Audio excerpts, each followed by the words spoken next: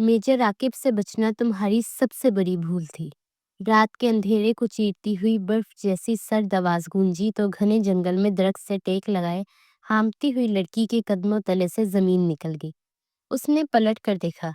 स्याह रात में स्याह लिबास पहने वो शख्स मौत का फरिश्ता लग रहा था। उसके हाथ में पकड़ी गन का धाना सीधा लड़की के माथे पर था।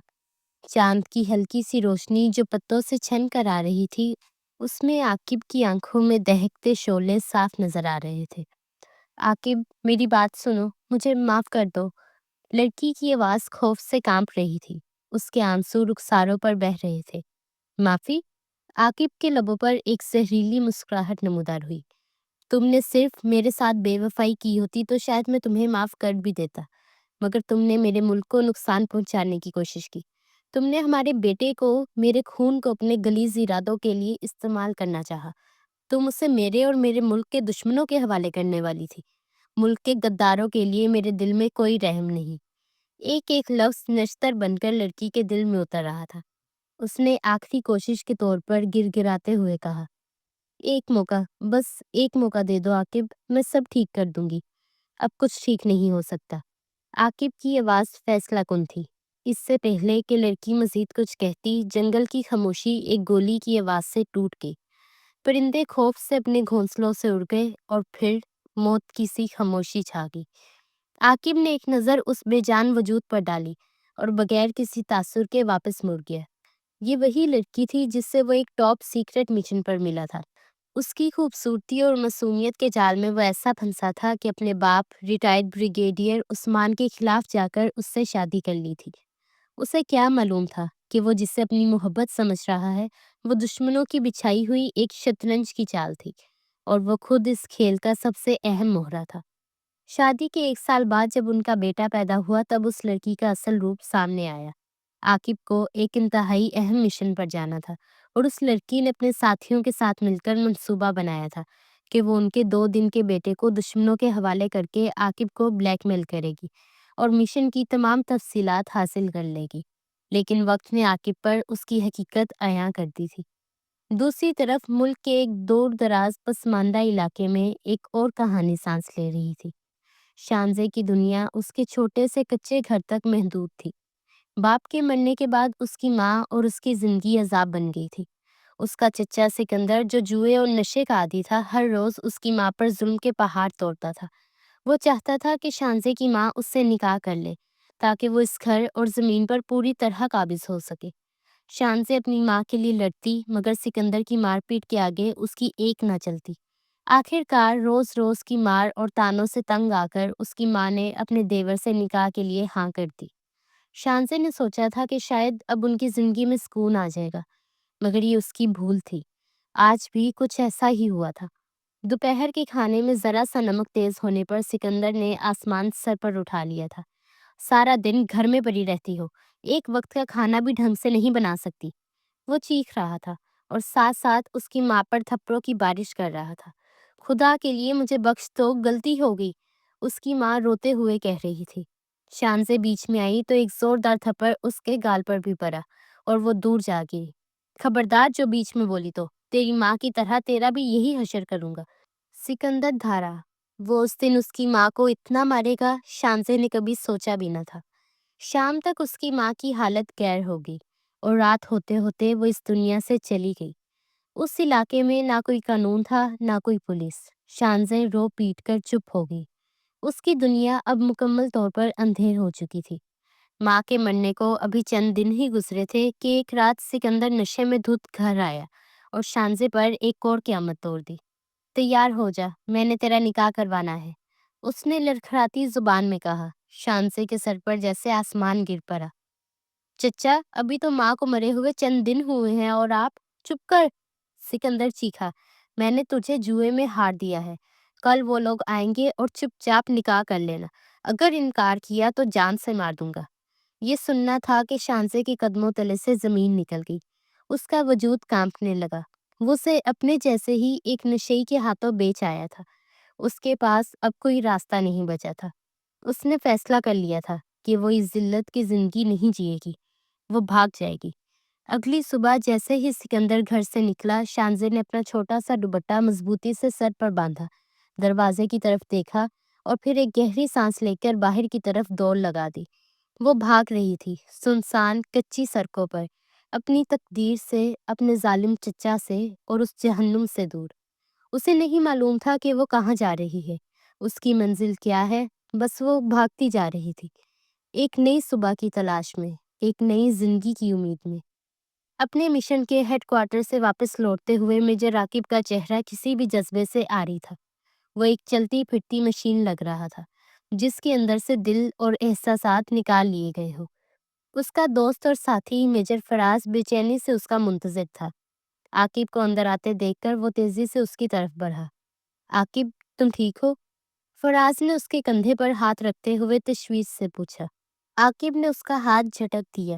اس کی آنکھوں میں ایک سرد بیگانگی تھی۔ مجھے کچھ نہیں ہوا، فرض پورا کیا ہے، ملک سے غداری کی سزا موت ہوتی ہے۔ اس کی آواز میں وہی برف جیسی ٹھنڈک تھی۔ فراز نے ایک گہری سانس لی۔ میں جانتا ہوں، مگر وہ تمہارے بچے کی ماں تھی، تمہاری بیوی تھی، وہ کچھ نہیں تھی۔ عاقب دھارا، وہ ایک دھوکہ تھی، ایک فریب۔ اس واقعے نے مجھے ایک بات سکھا دی ہے فراز، کہ عورت ذات پر کبھی اعتبار مت کرنا۔ ان کی معصومیت کے پیچھے ایک شاطر دماغ چھپا ہوتا ہے۔ اس کے لہجے میں دنیا کی ہر عورت کے لیے نفرت اور بے یقینی تھی۔ کمرے میں موجود ایک چھوٹے سے بستر پر لیٹا 2 دن کا بچہ شاید اپنے باپ کے دل کی حالت محسوس کر کے رونے لگا۔ عاقب نے اس کی طرف پلٹ کر بھی نہ دیکھا، مگر فراز تیزی سے اس کی طرف لپکا اور اسے گود میں اٹھا لیا۔ اس معصوم کا کیا قصور ہے عاقب؟ فراز نے بچے کو چپ کرواتے ہوئے کہا۔ عاقب چند لمحوں کے لیے خاموش رہا۔ اس نے بچے کی طرف دیکھا۔ ایک لمحے کے لیے اس کی آنکھوں میں درد کی ایک لہر ابھری، مگر پھر اس نے خود پر قابو پا لیا۔ اس نے آگے بڑھ کر بچے کو فراز کے ہاتھوں سے لیا، اس کے ماتھے پر ایک پھیکا سا بوسہ دیا اور پھر واپس فراز کی گود میں ڈال دیا۔ اسے میرے والد کے پاس لے جاؤ، عاقب نے فیصلہ کن انداز میں کہا۔ فراز چونک گیا۔ کیا؟ بریگیڈیئر صاحب کے پاس؟ عاقب، تم جانتے ہو وہ تم سے کتنے ناراض ہے۔ انہوں نے اس شادی کی وجہ سے تم سے ہر رشتہ توڑ دیا تھا۔ کیا تمہیں لگتا ہے کہ وہ اس بچے کو قبول کریں گے؟ اگر انہوں نے انکار کر دیا تو؟ وہ انکار نہیں کریں گے۔ عاقب کا لہجہ اٹل تھا۔ میرا باپ مجھ سے ناراض ہو سکتا ہے، مگر اس چھوٹی سی جان سے نہیں۔ یہ ان کا خون ہے، ان کا پوتا ہے، وہ اسے کبھی رد نہیں کر سکتے۔ اس نے اپنی جیب سے ایک خط نکال کر فراز کو دیا اور کہا، یہ انہیں دے دینا، میں ایک طویل مشن پر جا رہا ہوں، واپسی میں 3 سال لگیں گے، تب تک میرے بیٹے کی ذمہ داری اب تمہاری اور میرے گھر والوں کی ہے۔ اس سے پہلے کہ فراز مزید کچھ کہتا، میجر عاقب تیزی سے کمرے سے باہر نکل گیا۔ اس نے ایک بار بھی مڑ کر اپنے بیٹے کی طرف نہیں دیکھا، جیسے وہ اپنی زندگی کا ایک تکلیف دہ باب ہمیشہ کے لیے بند کر کے جا رہا ہو۔ دوسری طرف شانزے بھاگ بھاگ کر تھک چکی تھی۔ رات کا اندھیرا چھٹ رہا تھا اور صبح کی پہلی کرنیں نمودار ہو رہی تھی۔ اس کا گاؤں بہت پیچھے رہ گیا تھا۔ اس کے پاؤں شل ہو چکے تھے اور گلا پیاس سے خشک تھا۔ تبھی اس سے دور سے ایک رکشہ آتا دکھائی دیا۔ یہ اس کے لیے امید کی پہلی کرن تھی۔ اس نے اپنی ساری ہمت جمع کر کے رکشے کو ہاتھ دیا۔ رکشہ اس کے پاس آ کر رک گیا۔ کہاں جانا ہے بیوی؟ اڈھیر عمر ڈرائیور نے پوچھا۔ شہر، مجھے شہر لے چلو۔ اس کی آواز بمشکل نکلی۔ اس کے پاس پیسے نہیں تھے، بس اس کی ماں کی دی ہوئی کانوں کی ایک چھوٹی سی بالی تھی۔ اس نے وہ اتار کر ڈرائیور کے ہاتھ پر رکھ دی۔ ڈرائیور نے ایک نظر اس کی حالت اور پھر بالی پر ڈالی اور خاموشی سے اسے بیٹھنے کا اشارہ کیا۔ گھنٹوں کے سفر کے بعد جب رکشہ شہر میں داخل ہوا تو شانزے کی آنکھیں حیرت سے پھیل گئی۔ اونچی اونچی عمارتیں، گاڑیوں کا شور اور انسانوں کا ہجوم۔ اس نے اپنی پوری زندگی میں ایسا منظر نہیں دیکھا تھا۔ وہ خوف اور حیرت کے ملے جلے تاثرات سے سب کچھ دیکھ رہی تھی۔ رکشے والے نے اسے ایک چوک پر اتار دیا اور وہ اجنبیوں کے ہجوم میں اکیلی کھڑی رہ گئی۔ دوپہر کا وقت تھا اور دھوپ کی تپش بڑھ رہی تھی۔ وہ پناہ کی تلاش میں بے مقصد سڑکوں پر چلنے لگی۔ چلتے چلتے وہ ایک ایسے علاقے میں آ گئی جو باقی شہر سے بالکل مختلف تھا۔ صاف ستھری چوڑی سڑکیں، بڑے بڑے خوبصورت گھر اور ہر طرف ایک عجیب سا سکون اور نظم و ضبط۔ اسے اندازہ نہیں تھا کہ وہ آرمی کے افسران کے رہائشی علاقے کینٹ میں آ گئی ہے، جہاں عام لوگوں کا داخلہ ممنوع تھا۔ اچانک اسے دور سے ایک فوجی جیپ آتی دکھائی دی۔ اس پر سوار فوجی وردیوں کو دیکھ کر اس کے ہاتھ پاؤں پھول گئے۔ اس کے گاؤں میں تو کوئی قانون نہیں تھا، مگر اسے لگا کہ یہ لوگ ضرور اسے پکڑنے آئے ہیں۔ شاید اس کے چچا نے پولیس کو خبر کر دی تھی۔ اس خوف کے مارے وہ بدحواسی میں بھاگی۔ سامنے ایک بڑے سے گھر کا گیٹ کھلا تھا۔ اس نے ادھر ادھر دیکھے بغیر اندر کی طرف دوڑ لگا دی اور گھر کے مرکزی دروازے کو دھکیل کر اندر داخل ہو گئی اور جلدی سے اندر سے کنڈی چڑھا دی۔ اس کا سینہ تیزی سے دھڑک رہا تھا اور سانسیں بے ترتیب تھیں۔ اس نے اپنا کان لکڑی کے دروازے سے لگا کر باہر کی آہٹ سننے کی کوشش کی۔ باہر خاموشی تھی، مگر اس کے اندر خوف کا طوفان برپا تھا۔ وہ ایک انجان گھر میں انجان لوگوں کے بیچ ایک قیدی بن چکی تھی۔ اسے نہیں معلوم تھا کہ اس دروازے کے پیچھے اس کی منتظر تقدیر کیا نیا کھیل کھیلنے والی ہے۔ وقت جیسے تھم سا گیا تھا۔ شانزیں لکڑی کے بھاری دروازے سے ٹیک لگائے کھڑی تھی اور اس کا دل کسی قیدی پرندے کی طرح پسلیوں کے پنجرے میں پھرپھرا رہا تھا۔ باہر کی دنیا خاموش تھی، مگر اس کے اندر ایک شور برپا تھا۔ ہر گزرتا لمحہ صدیوں جیسا بھاری تھا۔ اسے لگ رہا تھا کہ ابھی دروازہ ٹوٹے گا اور فوجی اسے گھسیٹتے ہوئے باہر لے جائیں گے۔ 10 منٹ، 15 منٹ، آدھا گھنٹہ گزر گیا۔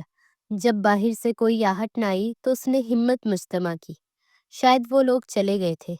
اس نے کانپتے ہاتھوں سے دروازے کی کنڈی کھولی اور ایک جھری سے باہر جھانکا۔ سامنے کوئی نہیں تھا۔ ایک گہری سانس لے کر اس نے پورا دروازہ کھولا تاکہ وہاں سے نکل سکے، مگر قسمت کو کچھ اور ہی منظور تھا۔ اس کے دروازہ کھولتے ہی سامنے کھڑے فوجی آفیسر کو دیکھ کر اس کی سانسیں اٹک گئی۔ وہ کوئی اور نہیں، میجر فراز تھا، جو بریگیڈیئر صاحب کے نہ ملنے پر واپس جا رہا تھا، مگر اپنی گاڑی میں کچھ بھول آنے پر دوبارہ پلٹا تھا۔ فراز ایک نوجوان لڑکی کو اچانک دروازے پر دیکھ کر چونکا، جبکہ شانزے کا رنگ خوف سے سفید پڑ چکا تھا۔ اسے لگا کہ بس اب وہ پکڑی گئی۔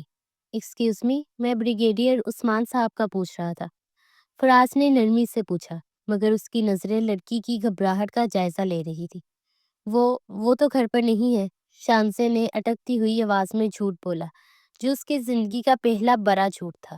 اسے لگا کہ اگر اس نے سچ بتایا تو یہ آفیسر گھر کے اندر چلا جائے گا اور اس کی چوری پکڑی جائے گی۔ فراز کو جلدی تھی، اس نے مزید تفتیش کرنا مناسب نہ سمجھا۔ اس نے اپنی باہوں میں سوئے ہوئے بچے پر ایک نظر ڈالی اور پھر شانزے کی طرف بڑھا۔ یہ لیجیے۔ اس سے پہلے کہ شانزے کچھ سمجھ پاتی، اس نے وہ نرم و نازک وجود اس کی باہوں میں تھما دیا۔ ایک انجان بچے کے لمس نے شانزے کے پورے وجود میں سنسنی دوڑا دی۔ وہ حیرت سے کبھی بچے کو دیکھتی اور کبھی اس آفیسر کو۔ یہ میجر راکب کا بیٹا ہے، فراز نے مختصر طور پر کہا اور ساتھ ہی ایک بند لفافہ بھی اس کی طرف بڑھایا، اور یہ خط انہوں نے اپنے والد کو دینے کے لیے کہا تھا۔ جب وہ آئیں تو یہ امانتیں ان تک پہنچا دیجیے گا۔ شانزے کے دماغ میں کئی سوالوں نے جنم لیا۔ میجر راکب کون ہے؟ یہ بچہ یہاں کیوں؟ مگر اس سے پہلے کہ وہ ایک لفظ بھی بول پاتی، میجر فراز تیزی سے مڑا اور اپنی جیب میں بیٹھ کر وہاں سے چلا گیا۔ شانزے سکتے کے عالم میں ہاتھ میں ایک انجان بچہ اور ایک خط لیے دروازے پر کھڑی رہ گئی۔ یہ سب اتنا اچانک ہوا تھا کہ اسے یقین ہی نہیں آ رہا تھا۔ ابھی وہ اسی شش و پنج میں مبتلا تھی کہ اندر سے کسی کے آنے کی آہٹ ہوئی۔ اس نے گھبرا کر پیچھے دیکھا۔ تقریباً 20-21 سال کا ایک خوبصورت اور وجیہہ نوجوان، جو شاید کالج سے آیا تھا، اندرونی دروازے سے برآمد ہوا۔ اس نے سامنے دہلیز پر ایک انجان لڑکی کو کھڑا دیکھا تو اس کی پیشانی پر بل پڑ گئے، مگر پھر اس کی نظر لڑکی کی گود میں موجود بچے پر پڑی اور اس کی آنکھوں میں حیرت کی جگہ ایک دم شناسائی اور خوشی کی لہر دوڑ گئی۔ وہ تیزی سے اس کی طرف بڑھا۔ بھابھی، آپ؟ اس نے خوشگوار حیرت سے کہا۔ لفظ بھابھی شانزے کے کانوں میں کسی دھماکے کی طرح گونجا۔ اس کے قدموں تلے سے زمین نکل گئی۔ وہ سمجھ گئی کہ یہ نوجوان اسے کوئی اور سمجھ رہا ہے۔ وہ صفائی میں کچھ کہنا چاہتی تھی، مگر الفاظ اس کے حلق میں ہی دم توڑ گئے۔ آپ یہاں؟ اور یہ میرا بھتیجا ہے۔ نوجوان کی خوشی دیدنی تھی۔ وہ آگے بڑھ کر بچے کے گال کو محبت سے چھونے لگا۔ میں سعد ہوں، عاقب بھائی کا چھوٹا بھائی۔ آپ کو پہچانا نہیں؟ بھائی نے کبھی ملوایا ہی نہیں۔ آپ کہاں تھی اتنے عرصے سے؟ والد صاحب تو آپ لوگوں سے سخت ناراض تھے۔ سعد ایک ہی سانس میں کئی سوال کر گیا۔ شانزے کے پاس ان میں سے کسی کا جواب نہیں تھا۔ اس کے پاس دو راستے تھے، یا تو سچ بتا کر ایک اور مصیبت میں پڑ جائے، یا پھر اس غلط فہمی کو اپنی ڈھال بنا لے۔ اس نے اپنی بے بسی اس معصوم بچے کے چہرے اور اس گھر کی محفوظ پناہ گاہ کو دیکھا۔ سعد نے بتایا کہ اس کا بھائی 3 سال کے لیے مشن پر گیا ہے۔ 3 سال، یہ عرصہ اسے اپنی زندگی سنوارنے کے لیے کافی لگا۔ اندر آئیے نا بھابھی، دروازے پر کیوں کھڑی ہے؟ سعد نے محبت سے راستہ دیتے ہوئے کہا۔ شانزے نے ایک آخری بار باہر کی سنسان سڑک کو دیکھا، جہاں اس کے لیے سوائے ذلت اور خوف کے کچھ نہیں تھا، اور پھر اندر کی پرسکون دنیا کو دیکھا، جہاں اسے ایک شناخت، ایک رشتہ اور پناہ مل رہی تھی۔ اس نے ایک فیصلہ کیا اور کانپتے قدموں کے ساتھ گھر کے اندر پہلا قدم رکھ دیا۔ یہ ایک ایسے سفر کا آغاز تھا جو جھوٹ کی بنیاد پر شروع ہوا تھا، اور اسے نہیں معلوم تھا کہ اس کی منزل کیا ہوگی۔ سعد شانزے کو لے کر گھر کے وسیع و عریض لاؤنج میں داخل ہوا۔ فانوس کی سنہری روشنی میں چمکتا ہوا فرنیچر، دیواروں پر لگی خوبصورت پینٹنگز، اور ہر طرف ایک سلیقہ اور نظم و ضبط۔ شانزے ایسی جگہ صرف خوابوں میں ہی دیکھ سکتی تھی۔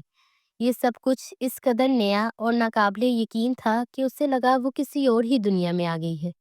اسے اپنی گود میں موجود بچے کو اور مضبوطی سے تھام لیا، جیسے اس اجنبی دنیا میں وہی اس کا واحد سہارا ہو۔ بھابھی، آپ بیٹھے نا، میں آپ کے لیے پانی لاتا ہوں، آپ تھکی ہوئی لگ رہی ہیں۔ سعد کی آواز میں خلوص اور اپنائیت تھی۔ اس کی آنکھوں میں اپنے بھتیجے کے لیے چمک اور اپنی بھابھی کے مل جانے کی سچی خوشی تھی۔ وہ بھاگ کر کچن کی طرف چلا گیا۔ شانزے ایک صوفے کے کونے میں جھجکتے ہوئے بیٹھ گئی۔ اس کا دل ابھی تک زور زور سے دھڑک رہا تھا۔ وہ سوچ رہی تھی کہ یہ غلط فہمی کب تک چلے گی؟ کیا وہ کبھی سچ بتا پائے گی؟ اور اگر بتا دیا تو اس کا انجام کیا ہوگا؟ انہی سوچوں میں گم تھی کہ باہر پورچ میں ایک گاڑی رکنے کی آواز آئی۔ ساتھ پانی کا گلاس لیے کچن سے نکلا اور اس کے چہرے پر پریشانی کے آثار نمودار ہوئے۔ لگتا ہے بابا آ گئے، اس نے دھیمی آواز میں کہا۔ بھابھی، آپ پریشان مت ہونا، بابا تھوڑے سخت مزاج ہیں لیکن دل کے برے نہیں ہیں، میں ان سے بات کروں گا۔ ابھی سعد کی بات پوری بھی نہیں ہوئی تھی کہ دروازہ کھلا اور ایک باروب اور وجیہہ شخصیت اندر داخل ہوئی۔ سفید شلوار قمیض پر ویسٹ کوٹ پہنے، چہرے پر سختی اور آنکھوں میں ایک فوجی کی سی چمک لیے وہ ریٹائرڈ بریگیڈیئر عثمان تھے۔ ان کی نظر سیدھے صوفے پر بیٹھی شانزے اور اس کی گود میں موجود بچے پر پڑی۔ ان کے چوڑے ماتھے پر گہری شکنیں ابھر آئی اور چہرے پر ناگواری کا رنگ پھیل گیا۔ بابا، دیکھیے کون آیا ہے، بھابھی اور آپ کا پوتا، سعد نے آگے بڑھ کر خوشی اور گھبراہٹ کے ملے جلے لہجے میں کہا۔ بریگیڈیئر عثمان نے سعد کی بات کو مکمل طور پر نظر انداز کر دیا۔ ان کی سرد اور کاٹدار نظریں شانزے پر جمی ہوئی تھی۔ وہ دھیرے دھیرے چلتے ہوئے اس کے قریب آئے۔ تو آخر کار تم نے اس گھر کی دہلیز پر قدم رکھنے کی ہمت کر ہی لی۔ ان کی آواز میں محبت یا خوشی کا شائبہ تک نہ تھا، صرف تلخی اور غصہ تھا۔ میرے بیٹے کو مجھ سے دور کر کے، اسے میرے خلاف کر کے تمہیں کیا ملا؟ اب کس حق سے یہاں آئی ہو؟ شانزے پر جیسے گھروں پانی پڑ گیا۔ وہ بریگیڈیئر صاحب کے غصے کا اصل سبب جانتی تھی۔ وہ اس لڑکی سے ناراض تھے جس نے ان کے بیٹے کو ان کے خلاف کیا تھا، اور وہ بدقسمتی سے اسی لڑکی کی جگہ پر کھڑی تھی۔ اس کی زبان گنگ ہو گئی، آنکھوں میں آنسو تیرنے لگے۔ بابا پلیز، جو ہوا اسے بھول جائیں۔ سعد نے بیچ میں آنے کی کوشش کی، تبھی شانزے کو اس خط کا خیال آیا۔ یہ شاید اس کا آخری سہارا تھا۔ اس نے کانپتے ہاتھوں سے وہ خط اپنی چادر سے نکالا اور بریگیڈیئر صاحب کی طرف بڑھا دیا۔ یہ انہوں نے آپ کے لیے بھیجا ہے۔ اس کی آواز بمشکل نکلی۔ بریگیڈیئر عثمان نے ایک جھٹکے سے خط اس کے ہاتھ سے لیا۔ انہوں نے ایک تیز نظر شانزے پر ڈالی اور پھر بغیر کچھ کہے اپنے اسٹڈی روم کی طرف بڑھ گئے۔ دروازہ بند ہونے کی آواز نے لاؤنج کی خاموشی کو مزید گہرا کر دیا۔ ہر گزرتا لمحہ شانزے کے لیے قیامت تھا۔ وہ نہیں جانتی تھی کہ اس خط میں کیا لکھا تھا، کوئی محبت بھرا پیغام یا اس کی تباہی کا سامان۔ 10 منٹ بعد جب اسٹڈی کا دروازہ کھلا تو بریگیڈیئر عثمان کا چہرہ پہلے سے بھی زیادہ سنجیدہ اور ناقابل فہم تھا۔ انہوں نے شانزے کی طرف دیکھے بغیر سعد کو مخاطب کیا۔ اسے گیسٹ روم میں چھوڑو۔ سعد اور شانزے دونوں نے حیرت سے ان کی طرف دیکھا۔ بابا، آپ نے بھابھی کو معاف کر دیا؟ سعد نے امید سے پوچھا۔ بریگیڈیئر عثمان نے پہلی بار شانزے کی آنکھوں میں آنکھیں ڈال کر دیکھا۔ ان کی نظروں میں سرد مہری تھی۔ اسے غلط فہمی میں رہنے کی ضرورت نہیں۔ یہ اس گھر میں صرف میرے پوتے کی وجہ سے رہے گی، اس بچے کی دیکھ بھال کرنے والی کے طور پر، بہو کے طور پر نہیں۔ اسے اس گھر میں اس کی حیثیت یاد رکھنی چاہیے۔ یہ کہہ کر وہ تیزی سے سیڑھیاں چڑھ کر اپنے کمرے میں چلے گئے۔ شانزے کی آنکھوں سے 2 آنسو ٹوٹ کر گالوں پر بہہ گئے۔ اسے پناہ تو مل گئی تھی، مگر ایک ایسی شرط پر جہاں اس کی اپنی کوئی شناخت نہیں تھی۔ سعد نے افسوس سے اس کے کندھے پر ہاتھ رکھا اور اسے اوپر گیسٹ روم کی طرف لے گیا۔ کمرے میں پہنچ کر شانزے نے بستر پر سوئے ہوئے معصوم بچے کو دیکھا۔ وہ جانتی تھی کہ اس اجنبی گھر میں ان اجنبی لوگوں کے درمیان اب یہی بچہ اس کی زندگی کا واحد محور اور اس کے یہاں رہنے کا اکلوتا جواز تھا۔ شانزے کی زندگی کے دن اور رات ایک نئی ترتیب سے گزرنے لگے۔ ابتدائی چند ہفتے اس نے شدید خوف، گھٹن اور ایک مستقل بے یقینی کے عالم میں گزارے۔ بریگیڈیئر عثمان کا گھر اس کے لیے ایک سنہری پنجرے کی مانند تھا، جہاں ہر آسائش تو تھی مگر آزادی اور سچائی کا سانس لینا محال تھا۔ وہ ہر وقت اس ڈر میں رہتی کہ نہ جانے کب اس کے جھوٹ کا پردہ فاش ہو جائے اور اسے اس پناہ گاہ سے بھی نکال باہر کیا جائے۔ اس کٹھن وقت میں 2 چیزیں اس کا سہارا بنی، ایک تو سعد کا دوستانہ رویہ اور دوسرا اس کی گود میں موجود وہ ننھا وجود۔ شانزے نے اس بچے کو اپنا مقصد حیات بنا لیا۔ اس نے اس کا نام زین رکھا۔ وہ دن رات زین کی خدمت میں لگی رہتی۔ جب وہ راتوں کو روتا تو شانزے جا کر اسے بہلاتی۔ جب وہ بیمار پڑتا تو اس کی آنکھ ایک پل کو بھی نہ لگتی۔ اس کی ممتا ایک ایسی حقیقت تھی جس پر کسی جھوٹ کا سایہ نہیں تھا۔ وہ زین کو صرف اپنی پناہ کا ذریعہ نہیں سمجھتی تھی، بلکہ اس معصوم وجود سے اسے ایک روحانی اور جذباتی لگاؤ ہو گیا تھا۔ سعد اس گھر کی یک بستہ فضا میں تازہ ہوا کا جھونکا تھا۔ وہ شانزے کو کبھی کتابیں لا کر دیتا، کبھی اس سے ملک کے حالات پر بات کرتا اور اکثر زین کے ساتھ کھیلنے آ جاتا۔ اس کا دوستانہ اور پر اعتماد رویہ شانزے کو ہمت دیتا اور اسے احساس دلاتا کہ وہ بالکل تنہا نہیں ہے۔ دوسری طرف بریگیڈیئر عثمان کا رویہ بدستور سرد اور فاصلے پر مبنی رہا۔ وہ شانزے سے صرف زین کے متعلق بات کرتے۔ اسے آج ویکسین لگوانی ہے، ڈاکٹر نے دوائی بدلنے کا کہا ہے، اس کے کپڑے موسم کے حساب سے پہناؤ۔ ان کے ہر جملے میں حکم اور ایک فیصلہ ہوتا، مگر وہ ایک فوجی کی تیز نگاہ سے ہر چیز کا جائزہ لے رہے تھے۔ وہ دیکھ رہے تھے کہ شانزے کس طرح بے غرضی سے ان کے پوتے کی پرورش کر رہی تھی۔ وقت گزرتا گیا اور برف آہستہ آہستہ پگھلنے لگی۔ اس تبدیلی کا پہلا اشارہ اس وقت ملا جب زین 6 ماہ کا تھا اور اسے شدید بخار ہو گیا۔ شانزے پوری 2 راتیں ایک لمحے کے لیے بھی اس کے بستر سے نہ ہٹی۔ تیسری صبح جب بریگیڈیئر صاحب اپنے کمرے سے نکلے تو انہوں نے دیکھا کہ شانزے زین کو گود میں لیے وہیں صوفے پر بیٹھے بیٹھے سو گئی تھی۔ اس کے چہرے پر تھکن اور پریشانی کے گہرے سائے تھے۔ نہ جانے ان کے دل میں کیا آیا۔ وہ دھیرے سے آگے بڑھے، زین کو اس کی گود سے اٹھایا اور شانزے کے کندھے پر نرمی سے ہاتھ رکھا۔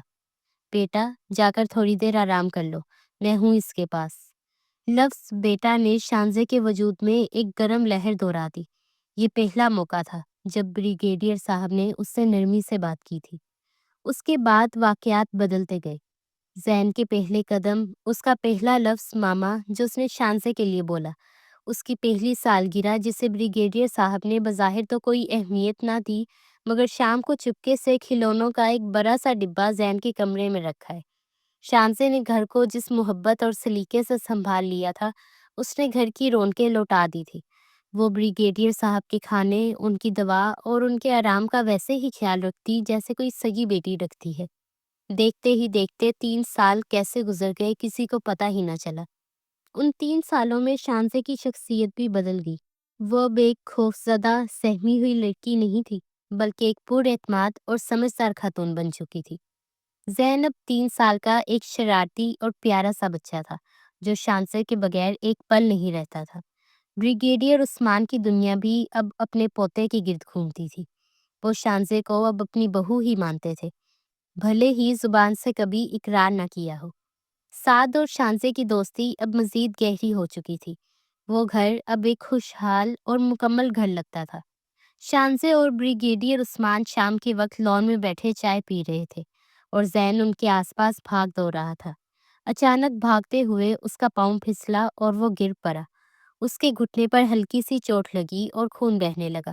زین نے رونا شروع کر دیا تو بریگیڈیئر صاحب پریشانی میں اٹھ کھڑے ہوئے۔ شانزے نے فوراً اسے گود میں اٹھایا، اندر لا کر اس کی مرہم پٹی کی، مگر دادا کا دل فکر مند تھا۔ इसे फौरन अस्पताल लेकर चलो, उन्होंने फिक्रमंदी से कहा। टीटनस का इंजेक्शन लगवाना जरूरी है, मैं कोई रिस्क नहीं लेना चाहता। शानजे ने उन्हें तसल्ली देने की कोशिश की कि चोट गहरी नहीं है, मगर वो ना माने। थोड़ी ही देर में वो अपनी गाड़ी में जैन और शानजे को लिए अस्पताल की तरफ रवाना हो गए। उन्हें इस बात का बिल्कुल भी अंदाजा नहीं था कि जिस घर को वो चंद घंटों के लिए छोड़कर जा रहे हैं, वहां 3 साल से रुका हुआ तूफान दस्तक देने वाला है। अस्पताल से वापसी पर जैन पिछली सीट पर शानजे की गोद में सर रखे सो रहा था। ब्रिगेडियर उस्मान गाड़ी चला रहे थे और उनके चेहरे पर एक गहरा सुकून था। घर की खामोश और पुरस्कून जिंदगी उन्हें रास आ गई थी। उन्हें अब आकिब की तल्ख यादें इतना नहीं सताती थी, क्योंकि जैन और शानजे ने उनकी दुनिया को दोबारा से आबाद कर दिया था। वो घर पहुंचे और गाड़ी पोर्च में खड़ी की। शानजे सोए हुए जैन को गोद में लिए एहतियात से उतरी और घर के मरकजी दरवाजे की तरफ बढ़ी। दूसरी तरफ 3 साल के तवील और कठिन मिशन से वापसी पर मेजर आकिब के कदम पहली बार अपने घर की दहलीज को छू रहे थे। उसने वर्दी पर लगी धूल झाड़ी और एक गहरी सांस लेकर अंदर दाखिल हुआ। घर में एक अजीब सी खामोशी थी, वो खामोशी जो कानों को खाती थी। उसे लगा जैसे घर में कोई नहीं है। कोई है? उसकी भारी आवाज खाली दालानों में गूंजी। तभी ऊपर की सीढ़ियों से साद नमूदार हुआ। एक लम्हे के लिए तो उससे अपनी आंखों पर यकीन ही नहीं आया। उसके मुंह से सिर्फ एक लफ्ज निकला, भाई। और फिर वो भागता हुआ नीचे आया और आकिब के गले लग गया। दोनों भाई काफी देर तक खामोशी से गले मिले रहे। साद की आंखों में खुशी के आंसू थे, जबकि आकिब का चेहरा सपाट था। कैसे हैं आप भाई? और ये क्या तरीका है आने का? कोई फोन, कोई इत्तला नहीं? साद ने शिकायतों के अंबार लगा दिए। बस मिशन खत्म हुआ तो सीधा चला आया। तुम सुनाओ, तुम कैसे हो? और बाबा कहाँ हैं? आकिब ने उससे अलग होते हुए पूछा और लाउंज के सोफे पर बैठ गया। मैं ठीक हूँ भाई, और बाबा भी ठीक है, बल्कि पहले से बहुत बेहतर। वो जैन को लेकर अस्पताल गए हैं। उसे थोड़ी चोट लग गई थी, बस आते ही होंगे। साथ ने तफसील बताई है। जैन, मेरा बेटा कैसा है? आकिब के लहजे में पहली बार हल्का सा जज्बात का रंग उभरा। ये सुनकर साद के चेहरे पर एक शरारती मुस्कुराहट फैल गई। भाई, उसको तो छोड़े, आपकी पसंद को दाद देनी पड़ेगी। आकिब को उसकी बात समझ नहीं आई। क्या मतलब? मतलब ये कि भाभी बहुत अच्छी हैं, कमाल कर दिया है उन्होंने। जब से वो आई हैं, ये घर दोबारा से घर लगने लगा है। बाबा का इतना ख्याल रखती हैं, जैन को तो माँ से बढ़कर प्यार दिया है उन्होंने।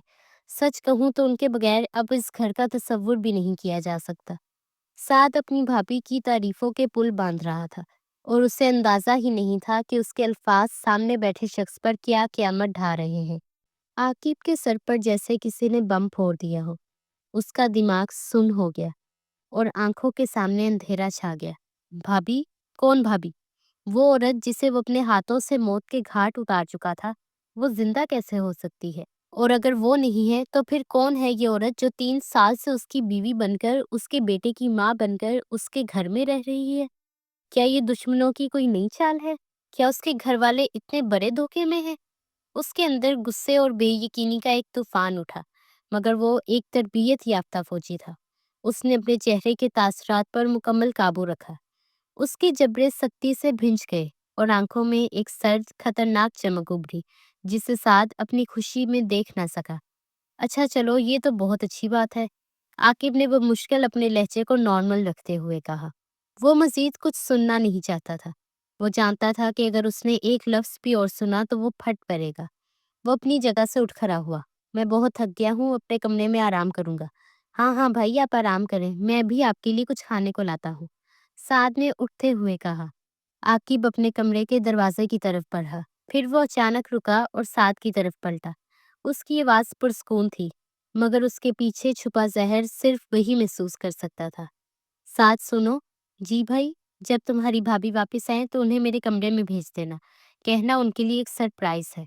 जरूर भाई, वो तो आपको देखकर खुशी से पागल ही हो जाएंगी, साद ने मुस्कुराते हुए कहा। वो अपने भाई के लफ्ज सरप्राइज के पीछे छुपी धमकी और इरादे से बिल्कुल बेखबर था। आकिब अपने कमरे में दाखिल हुआ और दरवाजा बंद कर लिया। कमरे के नीम अंधेरे में वो एक जख्मी शेर की तरह टहलने लगा।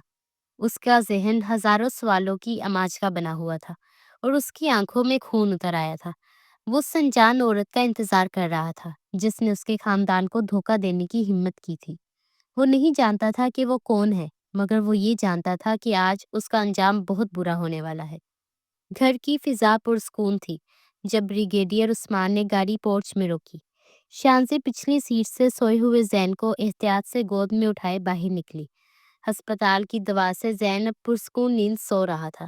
وہ دونوں معمول کی گھریلو باتوں میں مصروف تھے کہ گھر کا دروازہ کھلا اور ساتھ تقریباً بھاگتا ہوا باہر آیا۔ اس کا چہرہ خوشی سے دمک رہا تھا۔ بابا، بھابھی، آپ لوگ جانتے ہیں کون آیا ہے؟ اس کی آواز میں جوش اور بے یقینی کی کیفیت تھی۔ کون آیا ہے اس وقت؟ بریگیڈیئر صاحب نے پوچھا۔ بھائی، عاقب بھائی واپس آ گئے ہیں۔ یہ الفاظ نہیں تھے، بجلی کا کرکا تھا جو سیدھا شانزے کے وجود پر گرا تھا۔ اس کے ہاتھ پاؤں یکدم ٹھنڈے پڑ گئے اور آنکھوں کے سامنے ہلکا سا اندھیرا چھا گیا۔ اس کی گرفت زین پر کمزور پڑنے لگی تھی کہ اس نے خود کو سنبھالا۔ وہ لمحہ جس سے وہ 3 سال تک لاشعوری طور پر ڈرتی رہی تھی، وہ خوفناک حقیقت بن کر اس کے سامنے آ کھڑا ہوا تھا۔ اس کا 3 سال کا بنایا ہوا خوبصورت اور محفوظ گھر ریت کی دیوار کی طرح لرزنے لگا تھا۔ بریگیڈیئر عثمان کے چہرے پر بھی حیرت اور خوشی کے ملے جلے تاثرات ابھرے۔ عاقب، وہ کہاں ہے؟ اپنے کمرے میں ہیں بابا، کہتے ہیں بہت تھک گئے ہیں۔ پھر ساتھ شانزے کی طرف مڑا، اس کی بدلی ہوئی رنگت سے بالکل بے خبر۔ اور بھابھی، آپ کے لیے ایک بہت بڑا سرپرائز ہے۔ بھائی نے کہا ہے کہ جیسے ہی آپ آئیں آپ کو ان کے کمرے میں بھیج دوں۔ شانزے کا دل جیسے کسی نے مٹھی میں بھینچ لیا ہو۔ سرپرائز؟ وہ جانتی تھی کہ یہ کیسا سرپرائز ہوگا۔ یہ اس کی پرسکون زندگی کے خاتمے کا اعلان تھا۔ اس نے بے جان نظروں سے ساتھ کو دیکھا اور پھر زین کے معصوم چہرے پر نگاہ ڈالی۔ اس نے کانپتے ہاتھوں سے زین کو بریگیڈیئر صاحب کی طرف بڑھایا، جو اب تک اپنے بیٹے کی واپسی کے سحر میں تھے۔ بابا، آپ زین کو سنبھالیں، میں آتی ہوں۔ اس کی آواز اس کے اپنے کانوں میں اجنبی لگ رہی تھی۔ وہ مڑی اور اس کا ہر قدم منو بھاری تھا۔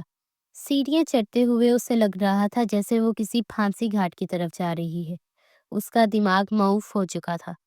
3 سال کی محبت، خلوص اور اپنائیت ایک لمحے میں جھوٹ اور فریب کا لبادہ اڑ چکی تھی۔ وہ اس شخص کا سامنا کیسے کرے گی جس کی شناخت چرا کر وہ جی رہی تھی؟ آخر کار وہ اس کمرے کے دروازے کے سامنے کھڑی تھی جو اس گھر میں اس کے لیے سب سے زیادہ پر اصرار اور ممنوع علاقہ تھا۔ اس نے لرزتے ہاتھ سے دروازے پر دستک دی۔ اندر آ جاؤ۔ اندر سے ایک سرد اور بھاری آواز آئی۔ شانزے نے دروازہ کھولا اور اندر قدم رکھا۔ کمرے میں نیم اندھیرا تھا اور کھڑکی کے پاس کھڑا ایک شخص ونڈو سے باہر دیکھ رہا تھا۔ اس کی پشت شانزے کی طرف تھی۔ شانزے کی ہمت جواب دے گئی۔ آپ کون ہیں؟ اس نے دھیمی کانپتی آواز میں پوچھا۔ وہ شخص دھیرے سے پلٹا۔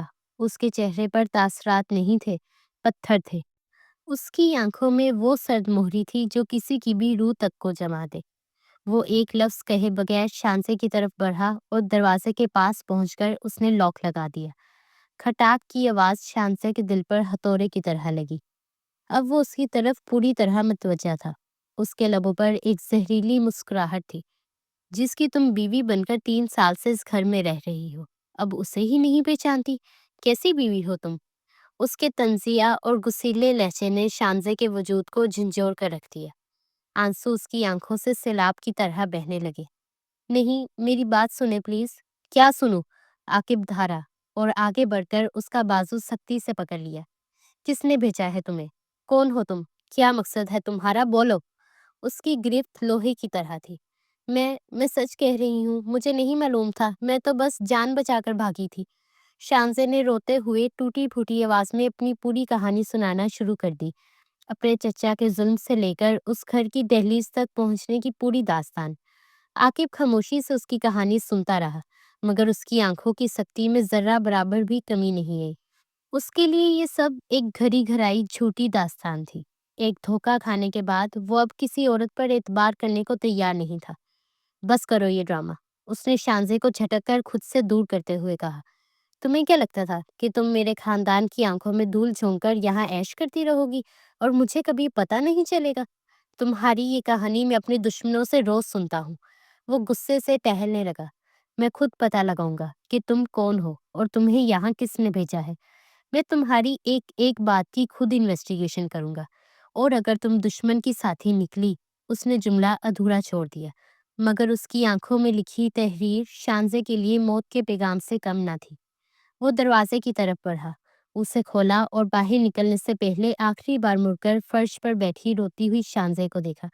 ابھی اس کمرے سے باہر مت نکلنا، یہ کہہ کر وہ دروازہ باہر سے بند کر کے چلا گیا، اور شانزے اس اندھیرے کمرے میں اپنی ٹوٹی ہوئی قسمت اور آنے والے خوفناک انجام کے تصور کے ساتھ تنہا رہ گئی۔ عاقب نے غصے میں کمرے کا دروازہ باہر سے لاک کیا اور تیز تیز قدم اٹھاتا ہوا نیچے اپنے والد کی اسٹڈی میں چلا گیا۔ اس کا دماغ غصے اور شکوک سے پھٹ رہا تھا۔ فون نکالتے ہوئے اس کے ہاتھ کانپ رہے تھے۔ اس نے پہلا نمبر میجر فراز کا ملایا۔ دوسری طرف سے فون اٹھاتے ہی وہ پھٹ پڑا۔ فراز، یہ کیا بےہودگی تھی؟ اس کی آواز میں اتنی شدت تھی کہ فراز بھی ایک لمحے کے لیے گھبرا گیا۔ کیا ہوا عاقب، خیریت تو ہے؟ خیریت کا پوچھ رہے ہو تم نے میرا بیٹا، میرا خون ایک انجان نامعلوم عورت کے حوالے کر دیا اور مجھ سے خیریت پوچھ رہے ہو؟ کون تھی وہ لڑکی؟ جانتے تھے تم اسے؟ عاقب چیخ رہا تھا۔ فراز نے ایک گہری سانس لی اور اسے پورا ماجرا سمجھانے کی کوشش کی۔ عاقب، میری بات سنو، مجھے مشن پر فوری طور پر رپورٹ کرنا تھا۔ جب میں تمہارے گھر پہنچا تو دروازہ پہلے سے کھلا ہوا تھا اور ایک لڑکی دہلیز پر ہی کھڑی تھی۔ اس کی حالت بہت گھبرائی ہوئی تھی۔ مجھے لگا کہ وہ گھر کی ہی کوئی فرد ہے، شاید کوئی ملازمہ یا رشتہ دار۔ میرے پاس تفتیش کا وقت نہیں تھا، میں نے تمہارا پیغام اور امانت اسے دی اور واپس آ گیا۔ تمہاری ایک چھوٹی سی لاپرواہی میرے پورے خاندان کو خطرے میں ڈال سکتی تھی۔ عاقب کا غصہ کم نہیں ہوا تھا، مگر اسے یہ اندازہ ہو گیا تھا کہ فراز کی نیت میں کوئی کھوٹ نہیں تھا۔ اس نے فون کاٹ دیا اور فوراً اپنی انٹیلیجنس یونٹ کے ایک قابل اعتماد آفیسر کو فون ملایا۔ مجھے ایک لڑکی کی مکمل تفصیلات چاہیے، نام شانزے ہے۔ اس نے شانزے کی بتائی ہوئی تمام معلومات، اس کے گاؤں کا نام، اس کے چچا کا نام، سب کچھ اسے بتا دیا۔ مجھے اس کی زندگی کی ہر تفصیل چاہیے، اس کے ماضی سے لے کر حال تک، اور یہ سب مجھے اگلے 24 گھنٹوں میں چاہیے۔ یہ ایک انتہائی اہم معاملہ ہے۔ فون بند کر کے اس نے سر ہاتھوں میں گرا لیا۔ اسی وقت دروازے پر دستک ہوئی۔ بریگیڈیئر عثمان اور سعد اندر داخل ہوئے۔ ان دونوں کے چہروں پر شدید تشویش اور الجھن تھی۔ یہ کیا ہو رہا ہے عاقب؟ بریگیڈیئر صاحب نے سخت لہجے میں پوچھا۔ تم نے اسے کمرے میں کیوں بند کر رکھا ہے؟ وہ تمہاری بیوی ہے، اس گھر کی بہو ہے۔ وہ میری کوئی بیوی نہیں ہے، عاقب نے تلخی سے کہا، اور جب تک میں سچائی کا پتہ نہ لگا لوں کوئی اس کمرے کے آس پاس بھی نہیں جائے گا۔ یہ میرا حتمی فیصلہ ہے۔ مگر بھائی، آخر ہوا کیا ہے؟ بھابھی تو… سعد نے کچھ کہنا چاہا مگر عاقب کی سرخ آنکھیں دیکھ کر چپ ہو گیا۔ اس کے باپ اور بھائی کے لیے اس کا یہ رویہ ناقابل فہم تھا۔ وہ جس لڑکی کو 3 سال سے اپنی بہو اور بھابھی مان کر عزت اور محبت دے رہے تھے، عاقب اسے ایک مجرم کی طرح قید کر چکا تھا۔ گھر کا خوشگوار ماحول ایک دم سے شدید تناؤ اور کشیدگی میں بدل گیا۔ اگلے 2 دن شانزے کے لیے کسی قیامت سے کم نہ تھے۔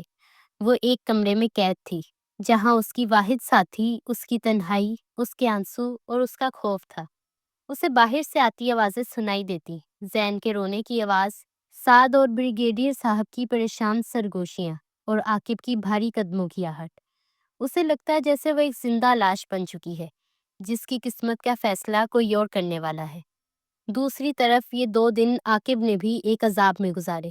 وہ ایک پل بھی چین سے نہیں بیٹھا تھا۔ اس کا ذہن ایک ہی سوال کے گرد گھوم رہا تھا، وہ لڑکی کون ہے؟ وہ بے چینی سے رپورٹ کا انتظار کر رہا تھا۔ اسے پورا یقین تھا کہ رپورٹ میں اس لڑکی کے کسی دشمن ایجنسی سے تعلق کا انکشاف ہوگا، جو اس کے غصے اور عمل کو درست ثابت کر دے گا۔ آخر کار انتظار کی گھڑیاں ختم ہوئیں۔ تیسرے دن شام کو ایک فوجی اہلکار ایک سیل بند لفافہ لے کر آیا۔ عاقب نے تقریباً جھپٹ کر وہ لفافہ لیا اور دوبارہ اسٹڈی میں جا کر دروازہ بند کر لیا۔ اس کے ہاتھ کانپ رہے تھے جب اس نے لفافے کی سیل توڑی اور اندر سے کاغذات نکالے۔ اس نے پڑھنا شروع کیا۔ نام شانزے دختر گل احمد، عمر تقریباً 20 سال، رہائش گاؤں۔ رپورٹ میں آگے اس کے باپ کی موت، اس کی ماں پر اس کے چچا سکندر کے تشدد، جوئے اور نشے کی لت اور زبردستی شادی کی کوششوں کا تفصیلی ذکر تھا۔ مقامی لوگوں اور مخبروں کے بیانات سے یہ بات ثابت ہو چکی تھی کہ سکندر نے اپنی بھتیجی کو جوئے میں ہارنے کے بعد اس کا نکاح ایک بدنام شخص سے کروانے کی کوشش کی تھی۔ رپورٹ میں یہ بھی لکھا تھا کہ جس دن شانزے گاؤں سے غائب ہوئی، اسی دن اس کے چچا نے اسے ڈھونڈنے کے لیے آسمان سر پر اٹھا لیا تھا۔ رپورٹ کے آخری صفحے پر صاف اور واضح الفاظ میں لکھا تھا، سبجیکٹ کا کسی بھی ملکی دشمن، تنظیم یا گروہ سے کوئی تعلق ثابت نہیں ہوا۔ فراہم کردہ تمام معلومات اور بیانات کی روشنی میں اس کا بیان اور کہانی 100% درست معلوم ہوتی ہے۔ وہ گھریلو تشدد اور ظلم سے بھاگی ہوئی ایک معصوم اور مظلوم لڑکی ہے۔ عاقب کے ہاتھ سے فائل چھوٹ کر میز پر گر گئی۔ اس کے کانوں میں سیٹیاں بجنے لگیں۔ ایک ایک لفظ ہتھوڑے کی طرح اس کے دماغ پر لگ رہا تھا۔ وہ غلط تھا، وہ بری طرح غلط تھا۔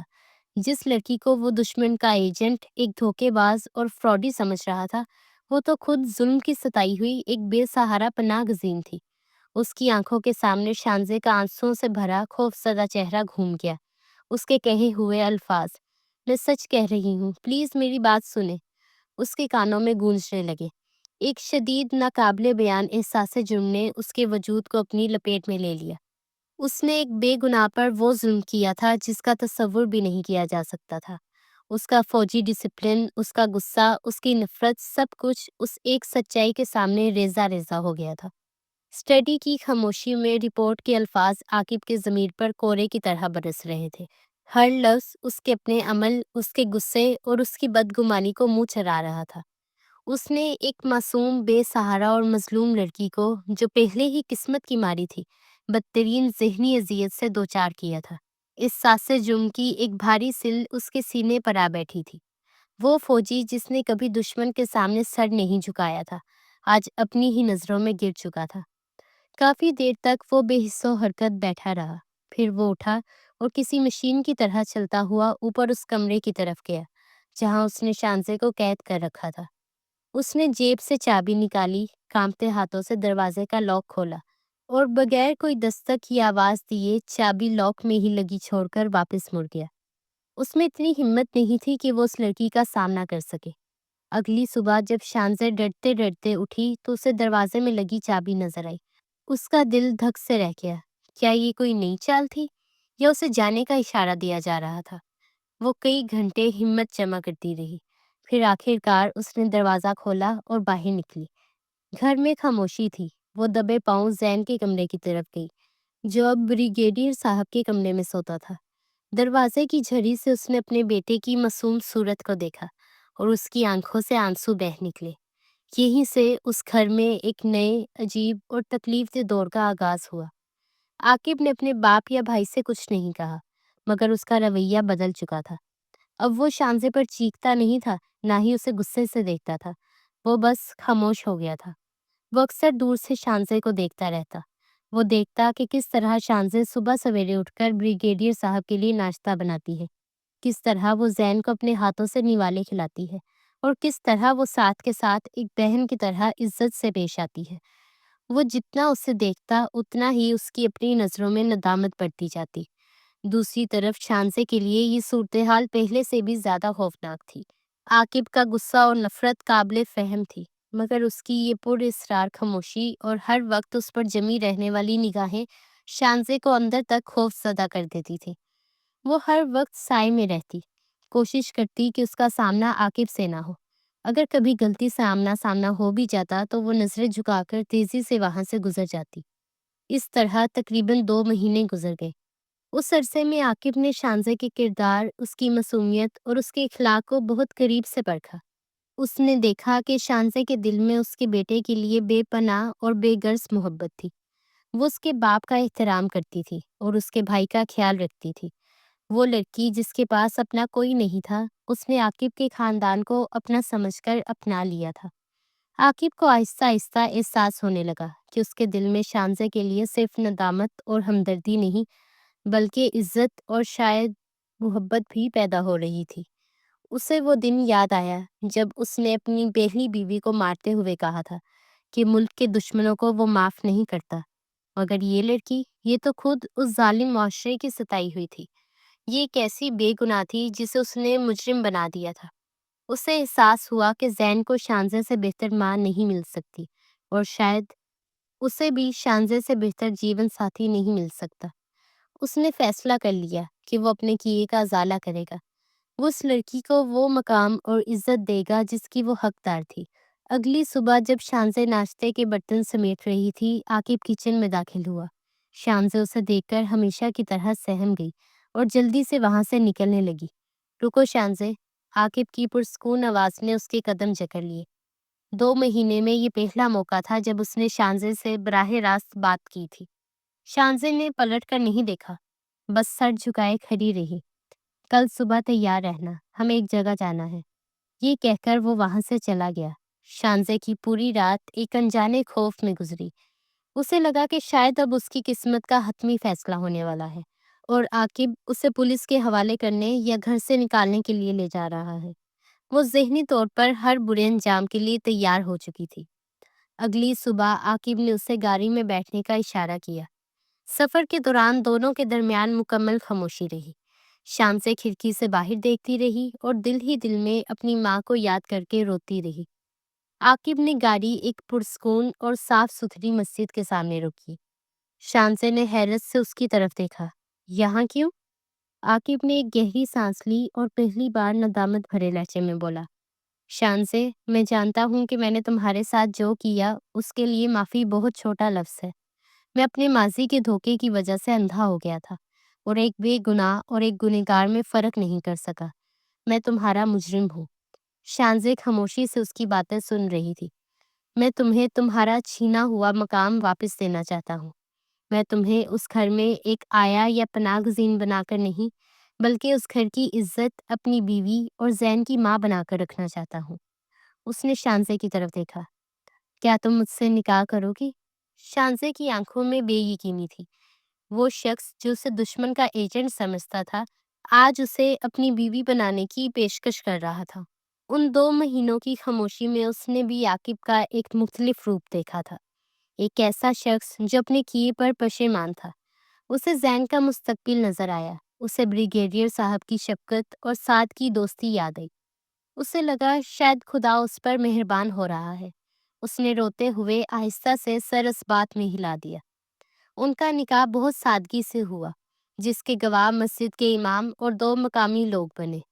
आकिब ने अपने घर वालों को इसलिए नहीं बताया था क्योंकि उनकी नज़र में तो वो पहले ही शादीशुदा थे। वो उस सच्चाई को उनके सामने लाकर उनकी मोहब्बत को ठेस नहीं पहुंचाना चाहता था। वापसी का सफ़र खामोश था, मगर इस खामोशी में अब तनाव नहीं बल्कि एक नई शुरुआत का सुकून था। जब वो घर पहुंचे तो आकिब शानज़े को लेकर सीधा अपने कमरे में आया। उसने दरवाज़ा बंद किया और शानज़े के सामने खड़ा हो गया। हमारे बीच जो कुछ हुआ उसे भुलाने में वक्त लगेगा, मैं जानता हूँ। उसने नरमी से शानज़े का हाथ अपने हाथ में लिया। मगर मैं तुमसे वादा करता हूँ कि आज के बाद तुम्हें मेरी तरफ से सिर्फ इज्जत, मोहब्बत और हिफाजत मिलेगी। मैं अपने हर अमल से अपने गुनाह का कफारा अदा करूँगा। ये घर तुम्हारा है, ज़ैन तुम्हारा बेटा है और मैं तुम्हारा शौहर हूँ। शानज़े ने पहली बार नज़र उठाकर आकिब की आंखों में देखा। वहाँ अब गुस्सा या नफरत नहीं बल्कि सच्चाई और खलूस था। उसके लबों पर कई सालों बाद एक हकीकी पुरस्कून मुस्कुराहट उभरी। तूफान गुजर चुका था और एक नई उम्मीद भरी सुबह तलू हो रही थी, जहाँ मोहब्बत, एतबार और एक मुकम्मल खानदान उसका मुंतजिर था।